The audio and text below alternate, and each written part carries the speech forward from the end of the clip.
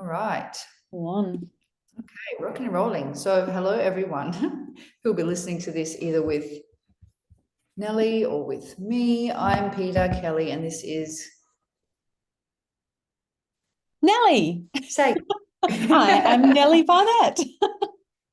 Hi. I was just going to say, yeah. I was just going to say, I didn't know whether you introduce yourself with that last name or Oh, yeah. if you had, a stage name or something. Stage name. I actually have a different name in real life than the name that I use, but I don't tell anybody that. Very cool. Now you have. Yes. So just for so Nellie and I are going to have a chat. Nellie put out the other day that she really wanted to have a chat about German new medicine take on how we have symptoms with our body and specifically around food when we travel, when we come home, and really wanted to bust out with some realizations she's had with a German new medicine perspective, specifically because it's, everybody and their dog when they go to Europe, oh, I can tolerate anything in Europe. And, we put it down to gluten or glyphosate or something structural, and there's a lot more that actually goes on. And for me, my background is in science, and holistic nutrition, but particularly, Nellie and I talk about this stuff a lot because I have the same beliefs, but from more an anecdotal perspective, just from my own personal experiences, from my own personal research. So I've started to learn German new medicine, but I come at this conversation with more just personal experience, whereas Nellie's actually going to come at it with being a German new medicine expert. So two different perspectives. So Nellie, you said it was kind of jumping out of you to want to talk about it because you just recently went to Japan and you noticed you could tolerate most anything, and then you came home and you noticed changes in the foods you can tolerate. Do you want to just talk about your experience? Yeah, for sure. So yeah, we were lucky enough to do an amazing trip to Japan recently. And I've always known this information as part of my studies in GNM GHK, but it's a whole other thing when you go and experience it firsthand. And I haven't really traveled like that since my 20s. So I haven't had the opportunity to see this in play in real time since I've known GNM GHK. I'll call it GNM GHK. GNM is German New Medicine. GHK is Germanic Healing Knowledge, or Germanische Heilkunde, which is the more traditional name. So I'll just say GNM GHK.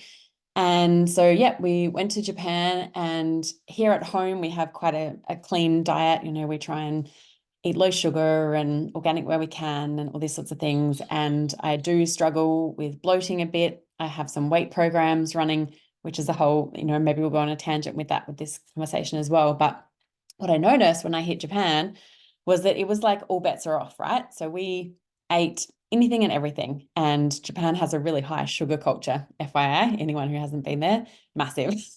So, we ate tons of sugar. I actually drank quite a bit, I must admit, while I was over there too. At home, I love one glass of fine champagne kind of girl. Over there, we had quite a bit of beer, drinking wine, sake, all sorts of things.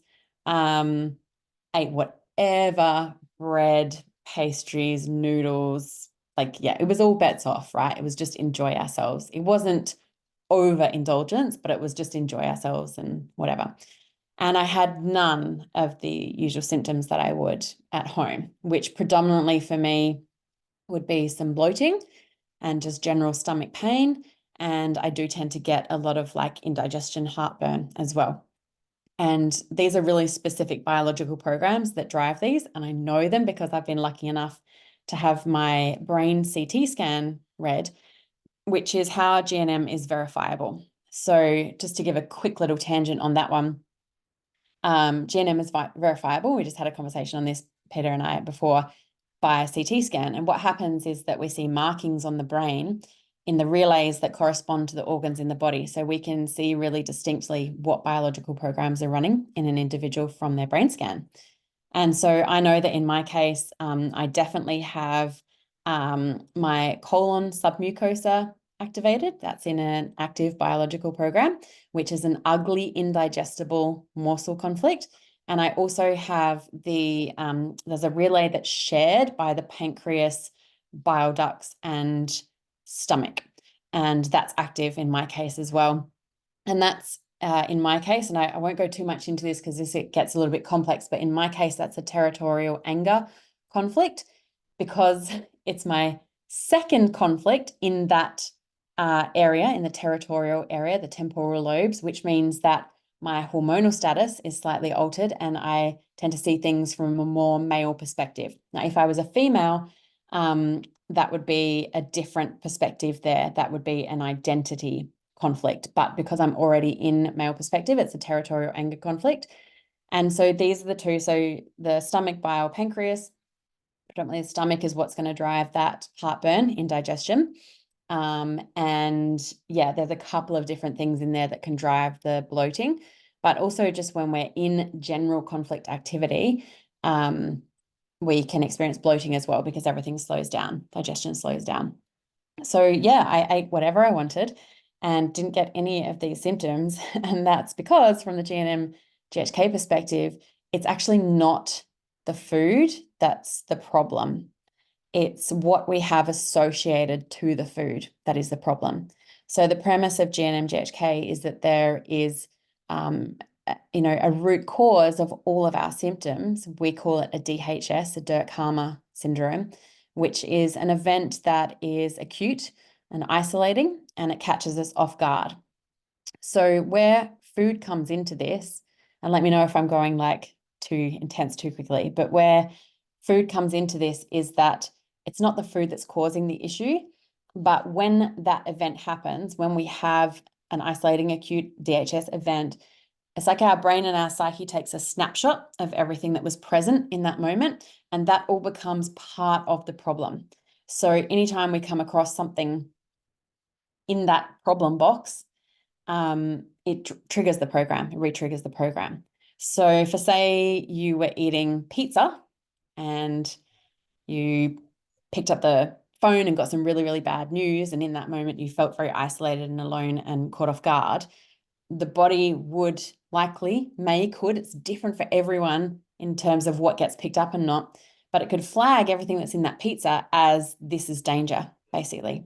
So then you've got gluten, you've got cheese, you've got tomatoes, you've got whatever, is involved in that are potentially going to, every time you eat pizza or every time you eat gluten, say to your psyche, hey, danger, this was involved in danger. And then what happens as a secondary to that is that we can get add-on tracks and triggers. These are called tracks and triggers.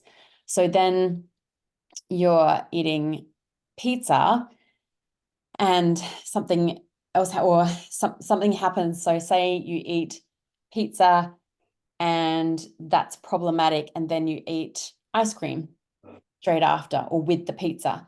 And then if the circumstances align, then now you've got ice cream added on to that as an issue. And particularly if we have a fear of the food. So say like you're eating something, you thought it was gluten-free pasta, it turns out it's not, and you're like, oh my God, now I'm going to get my symptoms. Oh my gosh. And then that pasta's got whatever it has in it, and then those things are added on as well. So does that make sense? Yeah, and a personal example is when I was little and I said a naughty word, and my mum washed my mouth out with soap, and I'd just eaten eggs. Right. And now I can't eat eggs without feeling so sick, and I have tried my whole life to eat them, and it actually doesn't show up. I had a homeopathic scan. I won't say it was a homeopathic scan. It was a scan done by a homeopath that, scanned for resonance in food allergies and things like that. And it didn't show up during my last pregnancy. It didn't show up at all. And I was eating, it was just very interesting. And I was telling you how, after my third pregnancy, my egg, quote unquote, allergy intolerance symptoms have been way worse. And really more intense than they ever have before. And so Yeah, that's just a personal example of that moment when I was really, really, really little, said a naughty word, as is common when you live in Australia sometimes. And my mum's physically washed my mouth out with soap. I vomited up everywhere, and what I vomited up was eggs. And now I really struggle with eggs. So that's just another example. Yeah, I love the clarity of that example too. Like I knew that you wanted to talk about eggs in this conversation, and like how clear is that for what I'm explaining? It's part of the track, it's the trigger. It's not actually the Yeah. egg that was like the traumatic thing or the bad thing, but it's associated with the trauma, with the DHS, and there's your moment. And then what can happen is like then you eat an egg, what's it called? The curried egg sandwich or something, right? And then you're like, oh no, I've eaten egg, but then bread's Well, that's involved as exactly well, it. or mayonnaise, Yeah. or yeah. So this is how we get add-ons. Or maybe there was like a cat around while you ate the egg that you didn't know you were eating, and then you were like, oh no, I've eaten egg. And also there's a cat around, and now we've got a cat allergy as well. So it can, yeah, it can be a lot to Mm-hmm. like break down all the things. But so many times I hear people, yeah, head overseas. And like you said right at the start of this convo, oh, I can go to France and I can eat croissants fine. Like I have issues with gluten Mm. and pastry in Australia, but I can eat croissants till the cows come home in France. And it's a similar thing because you're in a completely different environment, right? You're not in your triggered environment. You're not in the environment where the original issue happened. And also they tend to use slightly different flours, that the body's like, oh, I don't quite recognize that. That's not the same flour Mm. or butter that was used in Australia to make the croissant. It's a different one. So it's fine. And yeah, and this was my case in Japan. I had none of the symptoms, right? And also none of the acid reflux and heartburn, which we also tend to associate with eating different foods, like acidic foods. A lot of people will think it's because we eat acidic foods. But that program is, like I mentioned, in the male perspective case, it's a territorial anger program, conflict. And so I was away from my triggers. And I know that some of my triggers are around like when I'm in conflict with my daughter and feeling a bit pissed off there. I've got a 13-year-old daughter. It happens frequently at the moment. And also so I have a thing around my emails because I've received some really nasty emails from time to time. And so, yeah, emails is a bit of a trigger for me. And I set things up so that I could intentionally have a really beautiful, almost month-long time off my work. Thank you, my amazing VA in New Zealand, Lauren. I love you. But yeah, so, you're away from the environment that is problematic when you go overseas. And the ingredients are different, the food's different. It's not flagged as a red flag. Yeah, the egg one is Mm. very interesting. I love that story. I wonder too, because we're scrolling so often, and not us, but our culture, and sometimes me too, when you're scrolling or watching and you come across something alarming, which Mhm. is all the time. I don't think we Yep. realize something alarming, something stressful, something um, anything to the body or the nervous system, how we're creating more intolerances just by the nature of how we're eating now, with so much stimulation, and we're eating while we're looking at 1,000 people's lives, and there's so many triggers Yep. in social media. Yep, 100%. And I literally have a note in my phone right now that says, write post on why not to eat while scrolling or watching TV. And this is why I love conversing with you because I feel like our brains kind of work a very similar way. And so, Yeah. yes, this is 100%, you're on the right track here. There is I don't know how many of the people who listen to this watch TV and mainstream media, but there is a huge problem, right? Because you think about the news that's coming through to you. If you're the average, I'm going to call it the average person, there's a very big generalization, but who sits in front of the TV and watches dinner, even you imagine that for a child, like eating their meal with the news on in the Mm-hmm. background or Mm-hmm. TV on in front, and you've got like a plethora of conflicts that can be Mm-hmm. activated Mm-hmm. through news, through television programs, fighting, killing, horrific things from around the world. And then even on the other side of things, you can have things like sexual conflicts by a child seeing something that's inappropriate on TV for their, sexual age development and stuff like that. So it's like a minefield to have, and I totally do it sometimes, still eat and check my emails or scroll on social Yeah, media, exactly. but it's a really, really good reason not to. Firstly, it can initiate, and secondly, it can definitely track some triggers like what we're talking about. So you have the initial event, and then you have a reminder on social media or whatever you're looking at and digesting at the time, right? Because it's not just food that we digest, it's information as well. Yeah, it's interesting, especially in our culture now with all the outrage, how obsessed people are with being outraged. Yeah. And sometimes those people all start to look a bit the same. Yeah. Like that, I mean, everybody, not everybody, but there is a culture of being obsessed with feeling outraged. And Totally. I think there's like an addiction to feeling outraged, because it's outrage leads to this feeling of power. And you're seeing it in all of this really woke stuff, like it gives people access to power. And it's just, I mean, yeah. My mind just goes in every direction I go. As we've already spoken about, we relate it to COVID, we relate it to whatever is going to be put out.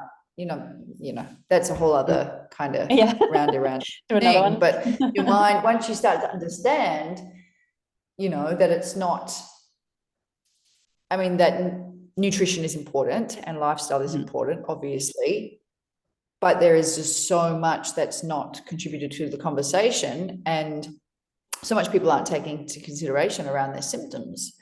And which is why I think GNM is, people are really starting to want to understand it. And I know for me, with my mastitis, it's you do every single thing. When you've had mastitis as many times as I've had, everybody has advice. And it's that, have you tried cabbage leaves? Have you tried this? And I think there's not a single thing on planet Earth that I haven't, researched and tried and done everything. But when I approach it from a German new medicine perspective, and I understand the patterns in my pituitary gland and everything, which I've spoke briefly about to my audience at least, then I start to,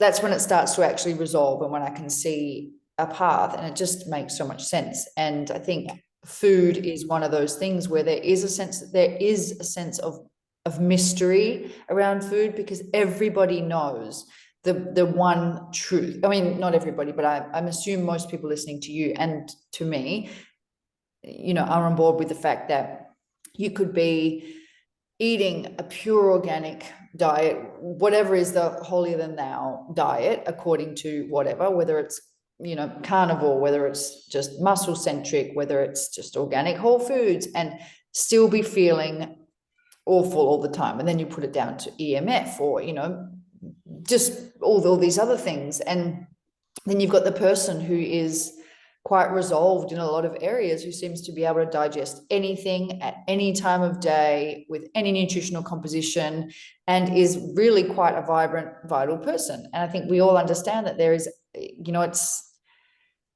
you can do everything well, but if you're ignoring, or not ignoring, but I suppose perhaps a little ignorant, or not quite understanding, or just haven't been exposed to the understanding of how important the psyche is with regards to your symptoms, and particularly your persistent symptoms, then you feel insane, because you're doing all the right things.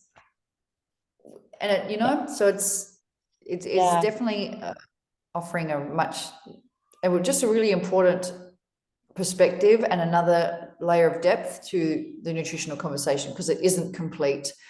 It's a very well-being is not complete at all. It's a very freeing perspective. And like you've spoken to this for years around, like, it's not what you eat, it's who you are while you eat it and how you eat it. And that's very much like GNM explains that scientifically, basically. And it's beautiful. The other thing I noticed while we're in Japan is, like, they're, as a generalization, a very slim culture. Like, I could probably count on one or two hands the amount of overweight people I saw in the entire trip, and this is keeping in mind that more people live in Tokyo than in the whole of Australia, right? We saw some humans, and they are not a large population, body-wise. And it's not their food. It's definitely not their food, because man, they can eat, like they eat some serious food. There's a lot of rice, a lot of carbs, a lot of noodles, plenty of MSG, plenty of like salts, plenty of your quote unquote dodgy oils, vegetable oils, and all that kind of thing. Plenty of alcohol consumed. There's all these different things, huge sugar consumption, like I mentioned, but they're a relatively slim and healthy looking population. They're just not a population that seem prone to being overweight, right? So this is such a clear indication to me that it's not the food. GNM, one of the biggest sort of programs attributed to weight gain is the kidney collecting tubules, which is definitely activated in a big way in myself, and I'm still working through like, how do I resolve this?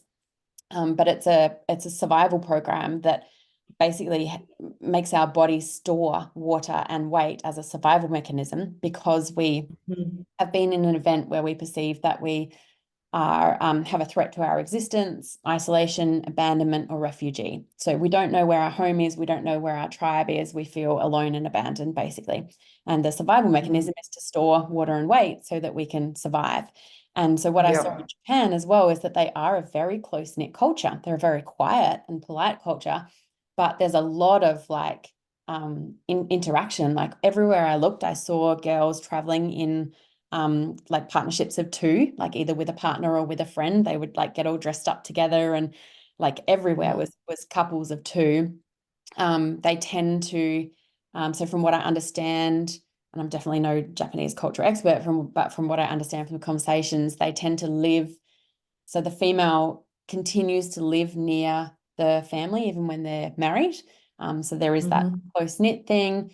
Oh my gosh, I loved the onsen bathing culture in Japan. Like that just felt so natural and like felt ridiculously luxurious to me as an Australian woman. But then when I thought about it, I'm like, this is ridiculous that this feels luxurious to go and bathe with other women. And it was, yeah, just so beautiful. It was all like all nude bathing in the single sex onsens, the mineral hot spring baths. But it was like so normal as well. So, you know, a couple of times I put the kids to bed and got Banjo to sleep. I still breastfeed him to sleep and got him out. And then Dan would stay there and look after the kids. And I'd go into the onsens and I'd be, you know, in there with Japanese women, and there was some language barriers, but you kind of find you fumble your way through them, and you're kind of just laughing at each other, and they were showing me what to do and how to do it. And yeah, all the women in there just chat and bathe, and it's like this full hour of just like beautiful luxurious self-care amongst other women. And I swear that's got a lot to do with yeah, the fact that they don't seem to thinness. store a lot of weight. Yeah. Yeah. Yeah. Yeah. Yeah. So It's yeah. like Europe in the saunas, you know, Yeah. they're just out there.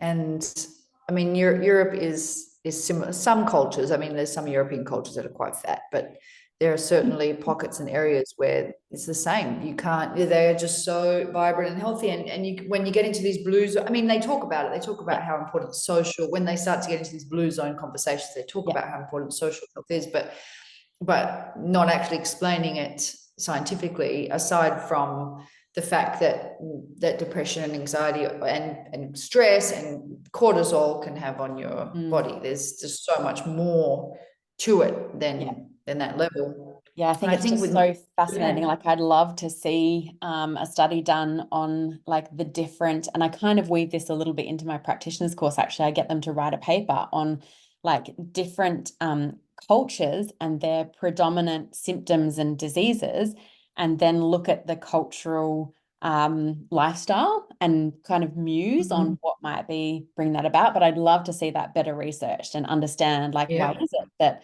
you know, am I on the right track with why Japanese are a slim culture, and why we see, you know, a high rate. I was doing a thing on cancer the other day, and there's like a couple of different countries, I can't bring them to mind right now, but there's a couple of different countries where some specific cancers are much higher diagnosis rate than others. And I wonder, like, is that one of two things? That they're looking for it more there? Is there more testing? Or is there some cultural event that seems to set, you know, that sets that off?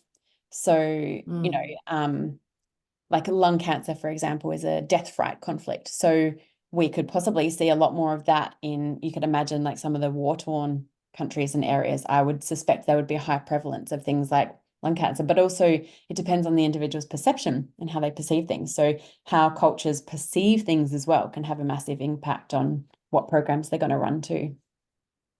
Yeah, which is why COVID and the lungs and the incredibly fear-based media is something that obviously a lot of people were connecting. I think it must be the matcha in Japan. That's why they're so well. They drink matcha. That's what it is. I have a unfinished post or series in my notes section for Substack about why you are thinner when you're happy. And I think I could make it a whole book, honestly, because just from my personal understanding and my personal experience, and I've written about it a couple of years ago, with a time when my body was so the most effortlessly, its most light without trying in any way and doing all my normal things, was the time when I, shared a couple of relationships, and, I was really feeling the most just aligned in many ways of my life. And I wrote about this many years ago, and I feel like it needs a reboot, because I've got more of, just from my own personal experience, I've got more, and exactly like what we were speaking about with the sense of belonging. Like right now, the end of last year, we moved a little bit from where we were, and I did, where I am now is not, I don't feel so much like my people, as I did before. And I have noticed myself hold on to water a little bit more. So now I understand. So now I'm going to go and find some friends and get rid of the water. No, but I've got amazing friends everywhere. It's just that we move to an area that the culture is not quite me, but we moved there for reasons that supported our family, and things like that. So it's all good, but I have definitely just want to cut straight to it. And when I was working on the body luxury book, which is another one that's kind of parked, and I was talking to a woman in the book industry about it, and how I have all these theories about food, and at this, I wasn't backing them up with German New Medicine or anything. It was purely like, I mean, you can back them up to a degree, but a lot of them are anecdotal, and they just feel so right and true, because as women, we know all this stuff about food. And I use personal examples of friends who would be in Italy, and they would be eating gelato for breakfast. And then I'd be like, what? How can you eat gelato for breakfast? And then the seasons where I've been in,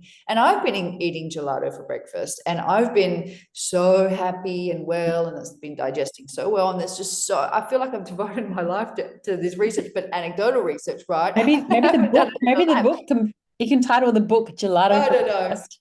I don't know, but the point is, I think, is for people to understand that when you have these, I suppose, instincts, German New Medicine is beautiful because it actually gives validation to these instincts that most people, will roll their eyes at, particularly those in the nutrition and dietetics and mainstream medicine fields will roll their eyes at. But but we just know, how important our psyche and our emotional well-being is, and how, especially for women, how tightly entwined that is with our food and our body image and our appearance. Yeah. Yeah. So I vote gelato for breakfast for the book title. Yeah, gelato for breakfast, exactly. And when in Italy, where our home in Italy is, the gelato is raw milk and honey, and and I suppose there's something in my psyche that's like, well, this is so healthy to eat. Like, I remember one of the women in the village saying, I eat this gelato in summer for morning, noon, and night, because it is like, it's raw dairy from these cows, or sometimes the goats, and the local honey. And so instantly in my psyche, the ice cream started to translate as if it was like medicinal. So every time I'd eat the ice cream, I would actually feel like I was having medicine.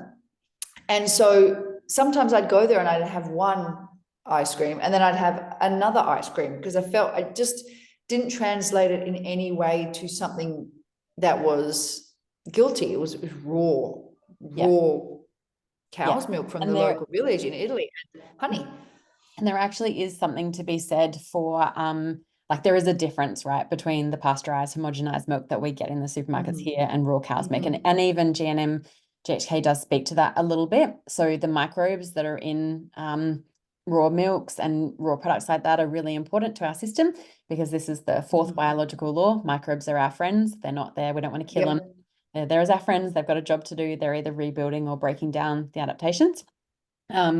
And I'd say that, like, if GNM, GHK were to speak to nutrition, it would be most closely aligned with the Weston A. Price philosophies. So it's a balanced diet.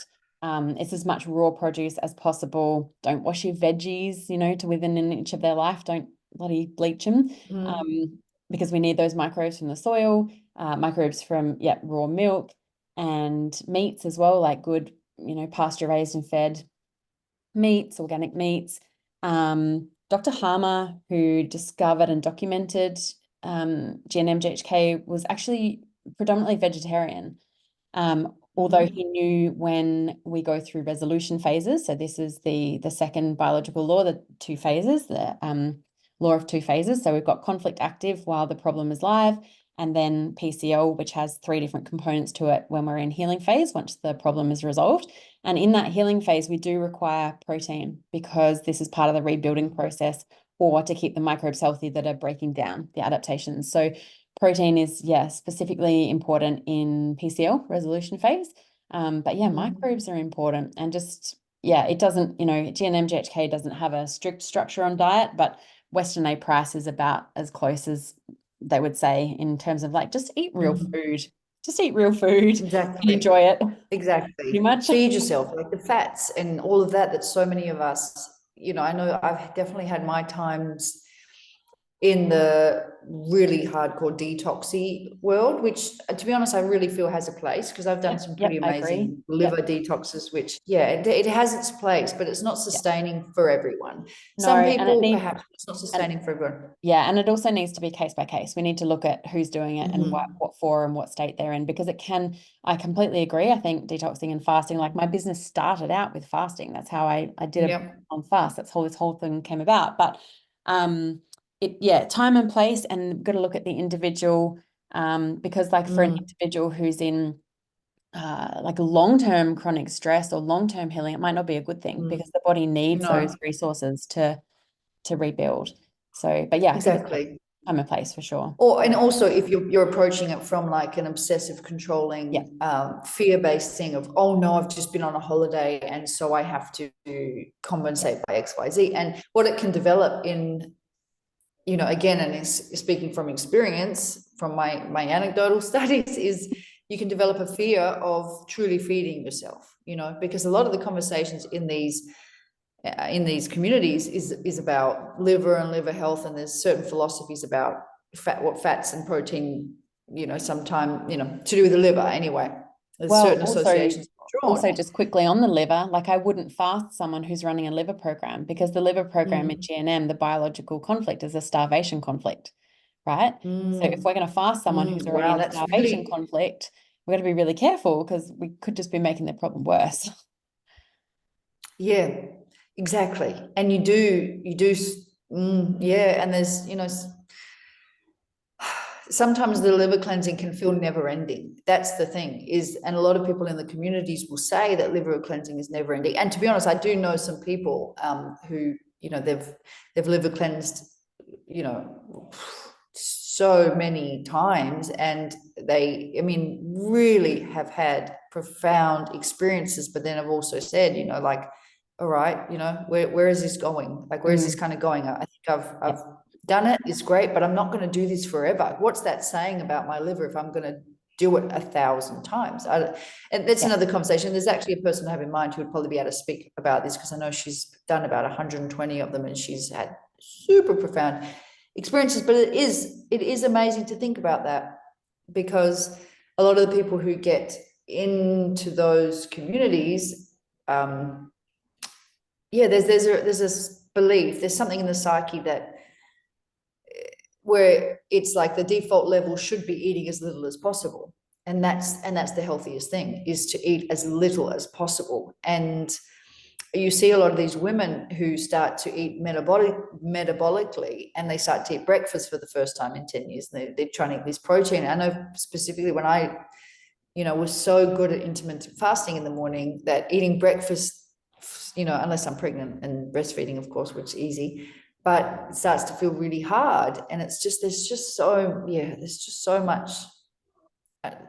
Yeah, there's a lot of layers Yes. and levels to this. Like, Mm-hmm. someone who's in prolonged conflict activity, they're not going to have a high appetite. Like, lowered appetite is part of conflict activity. Then when you're in PCL, you tend to, this is like when you have quote unquote the flu, and then you start to get better and you want like Yep. mama's chicken soup, right? Like, you're like, oh yeah, I'm hungry again now. Yes. Go past that point. There's so many layers to this. And yeah, I don't know that my jury is set on this one either, because every time I fast, I come out of a fast going, wow, like we can definitely eat a lot less than we do. And I think that is true. And when you look at these blue zones, like, yeah, they don't eat a huge amount, right? It is work on the body to digest this stuff. So maybe it is about eating less, but better quality. I don't know. There's just I think Yeah. so individual. But then I know people who eat like loads and digest it really, really well. And, they're super healthy. Yeah. So, And it's just sorry, go on. I thought you'd stopped. Go on. yeah, no, I feel like we could never stop. I've got my kids out the door, so I've got them, and I've got this ear here. I've got my two ears like in two different places. You got the mama ear Yeah. on. Yeah. Yeah, this is back at the thing, like, it really is about how you're eating and who you are when you're eating, as opposed to what you're eating. And we all know that person. I'm not gonna say we all know, but a lot of us probably know that person who, like drinks like a fish, smokes like a train, eats all the things for breakfast all the time, has a horrendous diet and lives to 102. And Exactly. the Exactly. and the Miss Yoga down the road, who's like apparently looks super fit, and has this super clean, amazing diet, but gets cancer at 30 or something. And again, this is because it's not the food. We've got to look at No. the root emotional causes. And where this Yeah. I lost my train of thought there, but where this kind of linked into what you were saying is, I can't remember. It'll pop back in a second. It will pop back. Yeah, I had something as well, just to clarify for the listeners too, is the conflict, say when you're sick, when you're symptomatic, that's the conflict being resolved. Because I think that's one of the things that gets really confusing. And I know people come to me, I had one girl come to me and go, I'm so confused. I feel sick, but am I better? Is this over now? Like when you start to apply the German medicine perspective, the symptoms are the healing phase. As a generalization, yes, there are some symptoms that are present in conflict activity, but most of the symptoms come in PCL, healing phase. So conflict activity will often go unnoticed. What you might notice is that you're in like a state of heightened awareness, or feeling a bit jittery, a bit anxious. You might be compulsively thinking about the event. You might have lowered appetite, cold extremities is one as well. So they're all, and disturbed sleep patterns. So waking at around like 1 to 3 a.m. is classic conflict activity. And then when you move into PCL, you've got warmth returns, sleep, tired, appetite returns in the latter parts. But what's basically happening is adaptations on the organ level. So in conflict activity, depending on the theme of the biological program that's running, the organ that's associated with that is going to be adapting, and it's going to be adapting with either cell growth or cell loss or functional change. And that change, that adaptation, is always designed to assist the individual in making it through what they perceive to be the problem. So back at the lung cancer example, the adaptations in the lungs, there's a proliferation of cells in the lungs. It grows more lung tissue to better take in and process more oxygen, so that the person can effectively breathe better and stay alive, because they've experienced a death fright conflict, right? So that's the adaptation that happens in conflict active phase, and it will often go unnoticed and undiagnosed in in conflict active phase. Then when you move into PCL, the adaptation reverses. So this is where we see that microbes come and either break down the adaptations or rebuild the adaptations if there's been cell loss. And this is when, with the lung cancer, we might cough up yucky stuff, blood, phlegm, all the things. And that's often when people get diagnosed, but they're already in the healing phase. The healing phase, which is a whole other wormhole. Yeah. Yep. Yeah, that's a whole other conversation. It is. Yeah. Oh, there's so much. I keep thinking about just how many. I mean, because right now, there's everywhere in the world, everyone's getting sick. Everybody, that's the conversation. There's so much more out there. Everybody's sick all the time, and I'm wondering how much of that is new microbes that we're dealing with, which I think some of it definitely is. There's new stuff, and then also just everything, information overload, essentially. Everything else that's going on with our lives, the ways that so many people are straying from, for me, God and truth and goodness and beauty and nature. Just exactly. And there's just, I mean, my mind goes in 1,000 different directions at just how many, like even micro conflict and healing things we've got going on all the time. Like there's the big ones, obviously, that's the ones that we identify with. If someone says, quote unquote, they're overweight or they're bloated, there's those chronic ones that we identify with. And then there's all the fleeting ones that are happening all the time too. Totally. I think about all the little ones that go on for me, like ringing in the ears sometimes. And, I don't know. Right now I feel pretty amazing, but, I'm sure I can find some. Yeah, you look at the pace of life we're living and the amount of, like you said, information overload that's thrown at us. And I feel like everywhere we look at the moment, there are invitations to separate from God and nature, as you would say. And yeah, that is very problematic. Like you look at the way we're encouraged to birth, the way that we're encouraged to raise children, the way that we're encouraged not. And please know that, like, I accept any and all variances of belief systems here. Like there's nothing wrong, but this is just speaking from my perspective.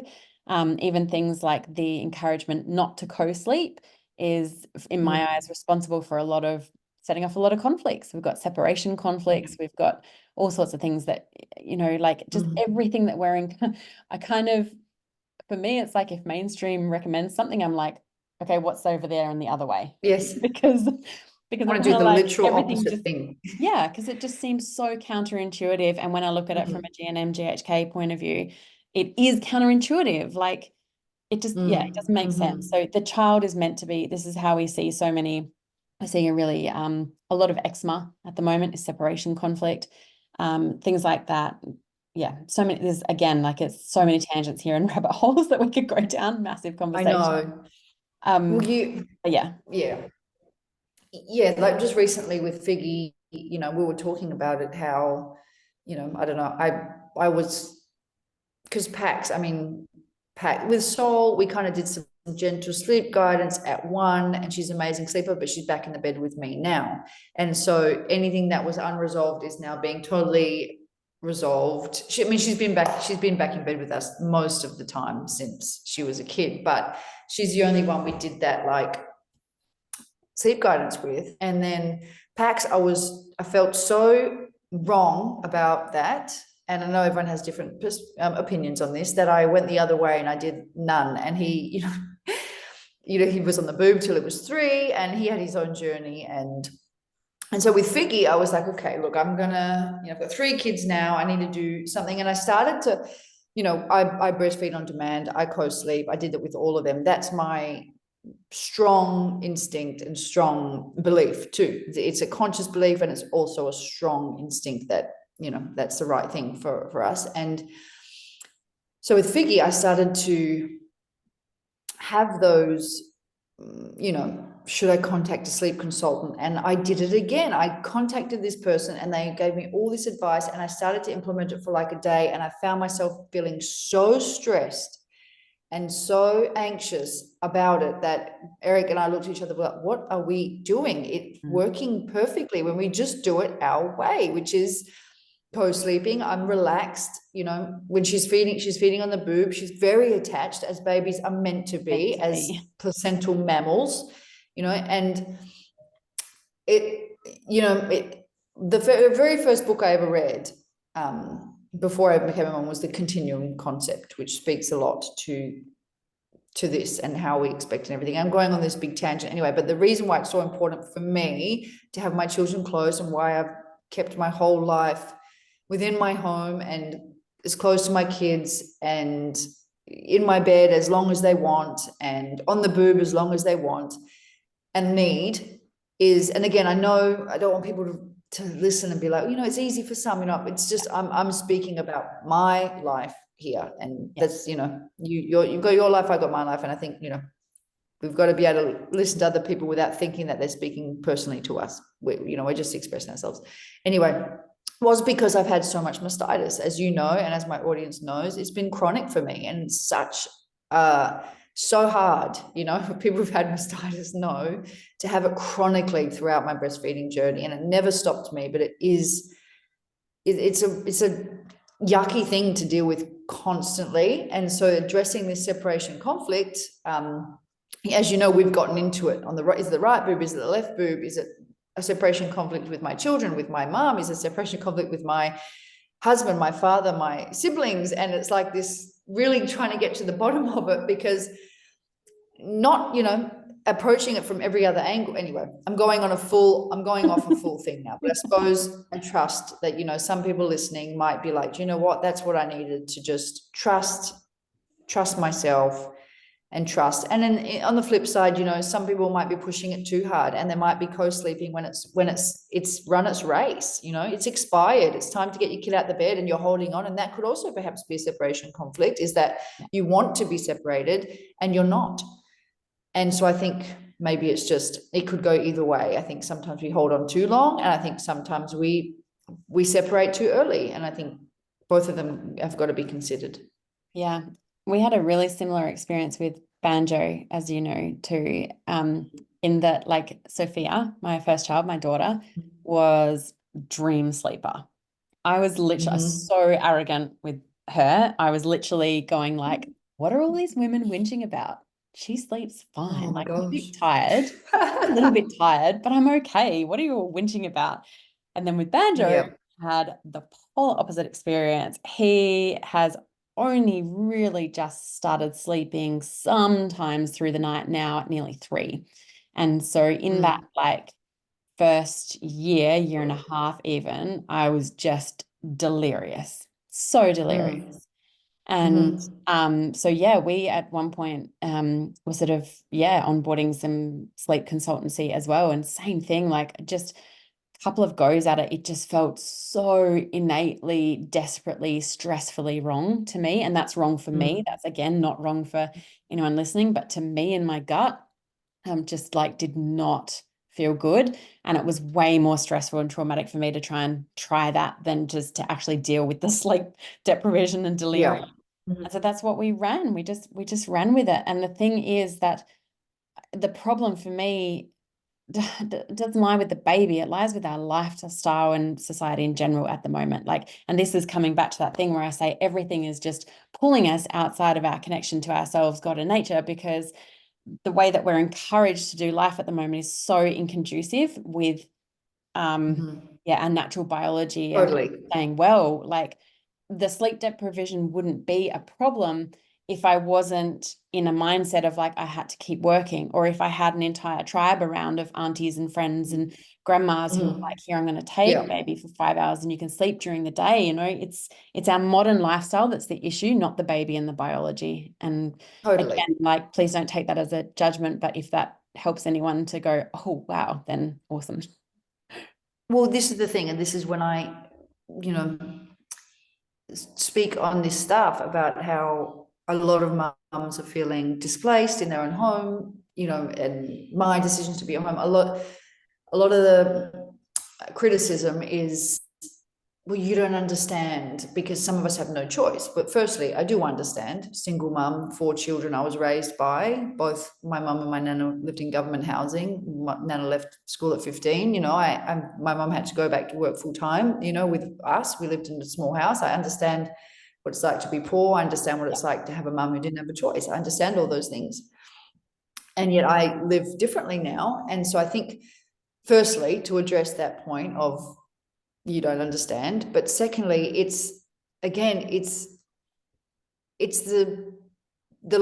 lives that is the problem. It is, women are not designed to be outside of the home all day, all week. And so the criticism is, some people have to work, some people, I mean, and now with this feminism, it's some people choose to work, which, you know, great, have at it. But there's consequences everywhere. You know, we've got to understand that there's consequences when we decide to have children. You know, it is expected biologically that we are going to be close to our children, and when we are not, there are consequences. And that's what we have to understand. It's not about having a go at different women's choices. Do you want to go and work full time? You need to work full time. Perhaps you're a single mum. Of course, we understand that there's so many different things that are happening right now. Like I said, that was my mum.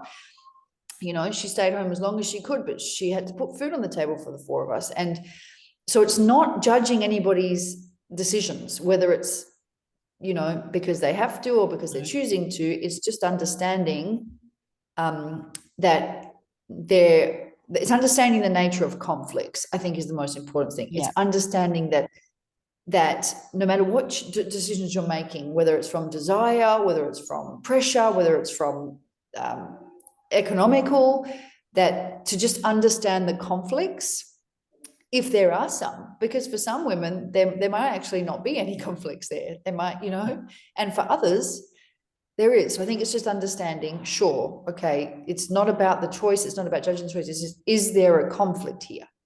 Yeah, and for me, it also presents as a deep grief for actually where we've been led to as humanity and society in general, which is just, again, so far from our biological nature. And it's been in tiny increments, right? Like, when I used to be all for the whole like feminism movements and stuff, and now I look at it, I'm like, that's a hoax. It's a total hoax. Many of us have come to this. Right. That's And it. so for me, it presents as actually a deep grief for all of us as women, and a desire to come back into my feminine biology and intuition and inside feelings, innate feelings in general. And this is also another reason why I think I felt so good in Japan, because we were all together. All our family was together. My partner, my 2 kids, myself, and we had a lot of other people travel with us as well. So I went over to celebrate my 40th birthday. We had a woman, like one of my older friends, traveled with us for the first part, and then we had 15 of us in, you know, one house at a time, and then you know, some of them travel. So we were with people the whole time, and that felt, again, so right and so normal and natural for me to have all those people around, and people sharing, you know, helping with the kids, and just to have my partner there, you know, Dan there as well, full time. And I suspect that my KCT went on hold during our trip, because I was surrounded by community and family and stuff. And even though it was an amazing trip, it was also extremely stressful. It was a very, very challenging trip, as traveling is with kids. And so we did have some conflicts and some biological programs that ran as well as a result of that. So one in particular, we had this, sorry, I'm kind of like on a tangent, but almost bring it back around here. So we had one incident where, just to describe it really briefly, I had so the Shinkansen is the fast train in Japan, and I had all the tickets for our group of, like, I think we were 7 or 8 at that stage. And I said to, like, my friends, get there like an hour early, because this could be hectic getting through Tokyo Station. Tokyo Station was huge. It was like a whole city in itself. And so we're there an hour early. Friends were a little bit late, which should have been fine, but it was just chaos. And anyway, in the end, our friends couldn't find us because there were all these different entrances, and I was trying to send them photos of where we were by the Shinkansen, and it got really, really stressful. We were all just like losing our minds. Banjo was reeling off our energy and he was like losing it on the floor. And Sophia was having a meltdown, and it was chaos because the Shinkansen tickets aren't cheap either. And so we had like nearly $1,000 worth of tickets with us. And it was for some of our party, that was a really big thing to have to replace. And my friend's on the phone and we had like 3 minutes to go till the train arrived, and we still hadn't even gone up to the platform yet. And the friend that was already with us was like, well, I'm not losing my ticket. And we're trying to communicate with the Japanese guy on the ticket thing and say like, can we leave our tickets here? And he was like, didn't get it. And anyway, then I'm on the phone to my friend. I'm like, babe, I'm so sorry. I love you, but we're going to have to go. Like, we're going to get on the train. And I don't know. And then I went through the ticketing, the gates, and we're like literally at the bottom of the escalator that goes up to the platform. And I hear this, no. And like my friend running up the platform. I'm like, oh my gosh, you are so, so lucky. Like, ran back down, threw the tickets over the gate. She got the tickets. And then they came on through. We ran up to the platform and it was like 30 seconds till the train left. And then we got on the train and like, then it was like, okay, here we are. But that was like, we'd had a really crazy day of travel, and then Disneyland. So our nervous systems were already like on edge a little bit, right? And this even in itself makes us more prone to conflicts when we're stressed and when we're not looking after ourselves and underslept and all these things. We're like, we're already on edge. And then this whole thing happened. And then all of our party, about, I would say, 4 or 5 days after that, all of our party that were involved in that incident came down with like super snotty noses and coughs and all these things. And I'm like, aha, resolution of stink, annoyance, conflict, and the cough, which can be a couple of different things. I would guess in this case, it was probably the bronchial mucosa that was activated here. But yeah, that was the healing phase, right? All the snot and the runny nose and the coughing is the healing phase. So we had resolved a annoyance, danger, stink conflict, which is the sinuses, and resolved the bronchial mucosa, which could be the territorial fear fright or the scare fright, depending on hormone status. So this is like, we can see different things with travel as well. Sometimes I think there's 2 different types of trips, right? And I see different things happen. When we go on a holiday that's super relaxing, maybe we go to, just a resort in Bali and hang out for a week and everything calms down and we're away from our environment, we often get symptoms on the holiday or like on the weekend or when we go away. And that's resolution of things that have been going on. Yep. Then you can have the other type of holiday, which is what we had, which was kind of crazy and a lot of logistics and management, and it's all pretty wild. And that's more like you're experiencing conflicts within the travel itself, and then they might go into resolution either during the holiday if they resolve or when you get home. And I've had that a couple of times too, like when I get home from a big trip, I get sick or symptoms. And that's the resolution phase there. So yeah, it was super interesting just to watch that all play out. And the beauty is, because I know GNM, GHK, it wasn't like, oh, great, I'm on holiday and now I'm sick, or there's something wrong, or I've caught something, or like, oh, I'm going to get that cold from her or whatever, because I knew exactly what was going on in the timeline of it and how it would play out. And there was no fear involved. There was no additional stress. It was just like, oh yeah, I see what's happening here. And that's a really beautiful and freeing and sovereign thing to have and to know about the divine design of our biology, which is pretty cool. Well, I think that's the take home point, is that our bodies were designed, like how our bodies were designed to support us. How insanely, I mean, the design of our bodies with our psyche is just, I mean, to me, how anybody cannot believe in God when you look at that is insane. I mean, it doesn't just design itself that amazingly, but that's a conversation for another time. It's wild. And when you get into the actual biological programs and how they're designed to, for our survival, and they're programmed for our survival, and not what we're taught, often encouraged to think that our bodies are just fighting against us. And it's a whole paradigm shift to actually understand that all the symptoms are healing and as opposed to anyway. Yeah. But yeah. For me, it's a combination between divine design by God or something greater, however the individual wants to come at it, and evolution as a part of that. But there's divinity in the evolution, right? Basically what's happening is evolution in play. Our bodies are always adapting to help us survive. Like that is kind of evolution, but that design came from something, greater, something divine, something loving. Yeah. Yeah. And so, for me, it's like the ultimate combination of like a lot of different points and a lot of different belief systems. But ultimately it comes down to like, it's based in love. It's based in a desire to see our species grow and evolve and love and continue on, and, have this experience called life, which I think is really cool. So, yeah. And there's so much more we could go, but I think it's a good place to stop. Yeah. I feel my left boob filling up with milk.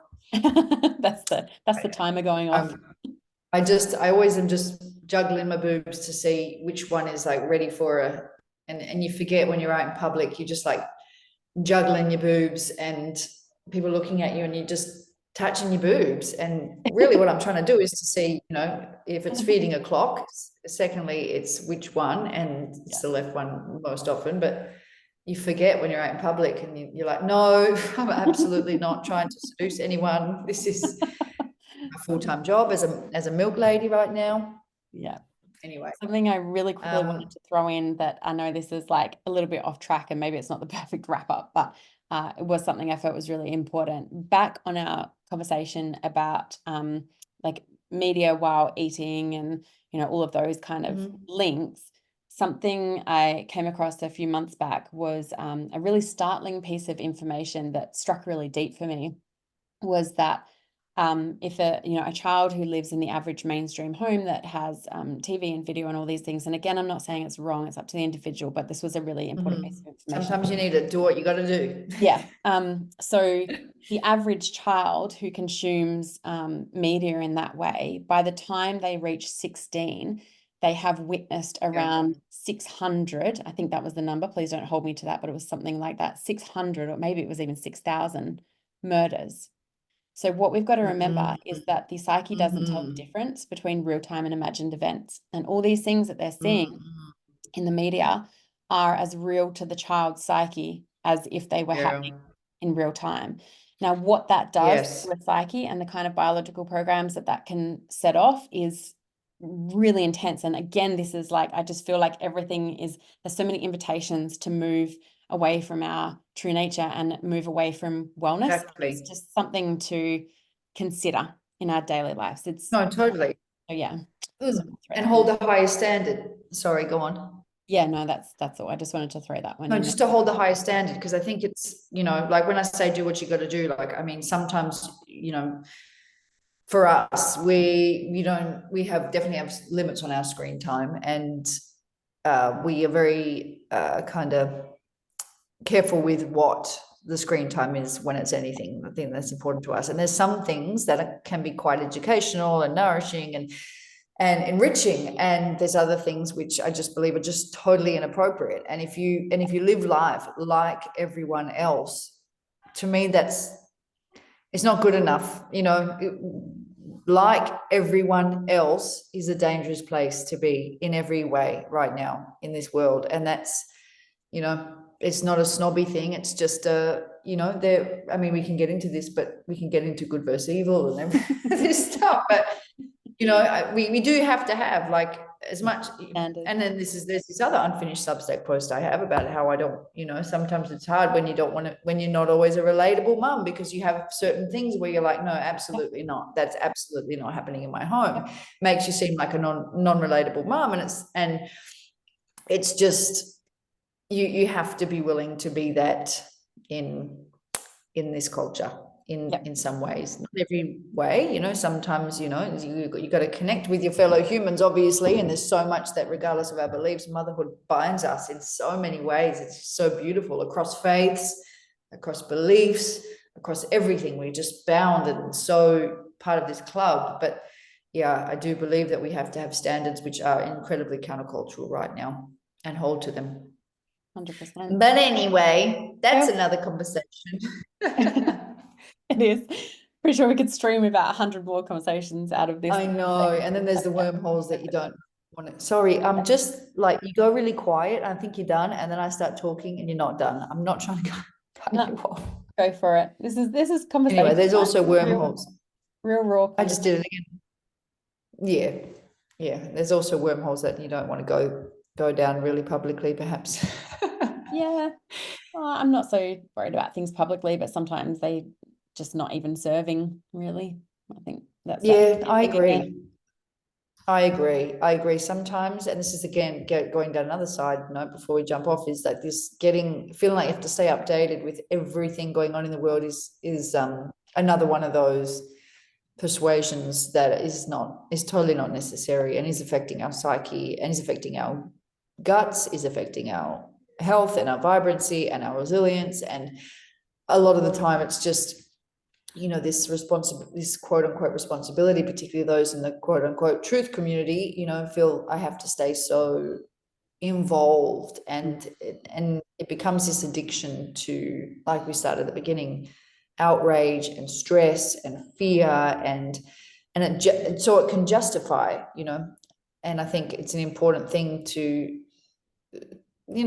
be able to just to separate from that, realizing a lot of it for what it is. Again, there is a lot of truth out there. There is a lot of darkness and evil out there. And there's also a lot that is strategically trying to take our life force from us. And that's where we have to, particularly as mothers, be, on it.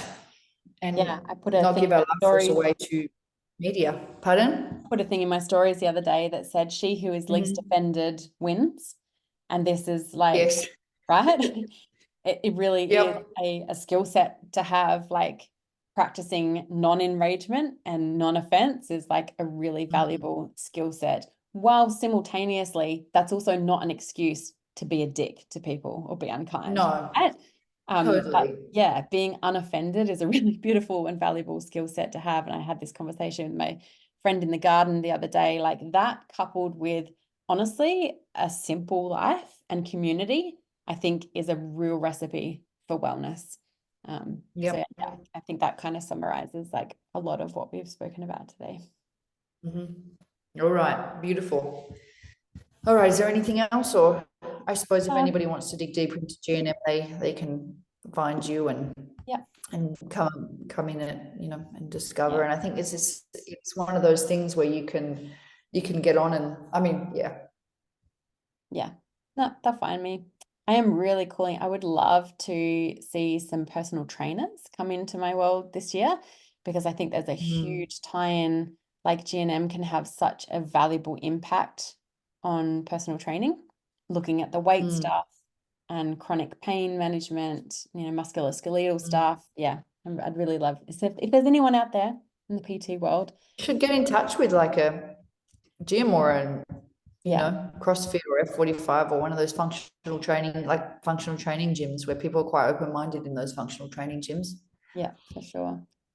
But yeah, GNM can, it's huge value for so many different streams and modalities and, psychotherapies and all sorts. But yeah, you'll find me if you want to. Yeah. And for me, I just love talking about food and the body in ways that is, freeing. While I believe so much in discipline when it comes to well-being, I also believe that a lot of women, they have that, and what they need is a little bit of levity in their minds, and that's my passion, is offering some levity and some, like, oh, thank God I don't have to carry, I can put that down now. I believe that we need to be, we've got so much more to focus on and put our life force towards than definitely obsessing. And I talk about this all the time, and we've got children, and we've got to kind of live beyond, those burdens. And, I speak a lot about, God wants us to hand those over, and I think these understandings can help to do that. Yeah. Anyway, Beautiful. we better stop now. We better. We've tried a few All right. times. We will. Yes. Stop now. I'm going to be running out my door. And by the way, you're going to text me I'm sure later we'll be on something. voice message after this, like. Yeah.